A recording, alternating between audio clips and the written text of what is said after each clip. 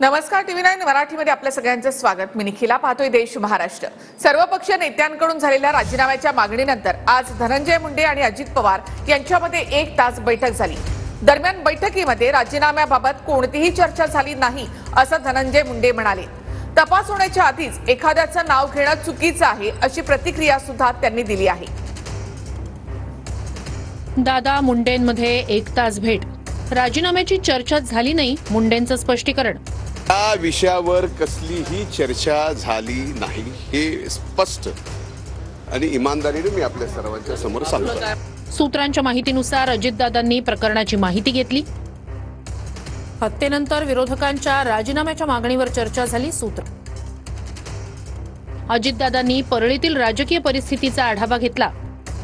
बैठकीनंतर धनंजय मुंडेंनी मात्र शुभेच्छा देण्यासाठी भेटल्याचं सांगितलं। 1 तास बैठकीत फक्त शुभेच्छा नव्हे तर बीड हत्येवर चर्चा झाली। सूत्रांची माहिती, तपासात माझ्याकडे संशयानं बघितलं जातंय, धनंजय मुंडे। आदरणीय मुख्यमंत्र्यांनी त्या सर्व चौकशा नेमलेल्या आहेत। त्या तपासामध्ये या ठिकाणी ज्या वेळेस माझ्याकडे संशयाने बघितलं जातं त्यावेळेस मी त्यावर काही बोलणं हे उचित नाही। तपास होण्याआधीच एखाद्याचं नाव घेणं चुकीचं, धनंजय मुंडे। अतिशय व्यवस्थित तपास त्या ठिकाणी चालू आहे, तर तपास पूर्ण होऊ द्या।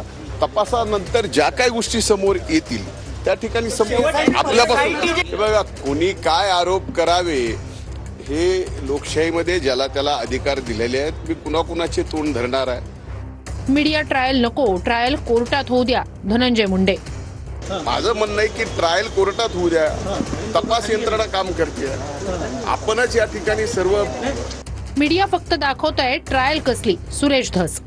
मीडिया ट्रायल कशाचं? मीडियाला काय पडलं तुमचं उकरायचं? जे तुमचं येतंय मटेरियल ते दाखवायचं काम मीडियाचं आहे। लोकशाहीचा चौथा स्तंभ आहे हा मीडिया। हा ओरिजिनल ट्रायल आहे, ओरिजिनल ट्रायल आहे। त्याच्यामध्ये आता एक एक गोष्टी बाहेर येतील।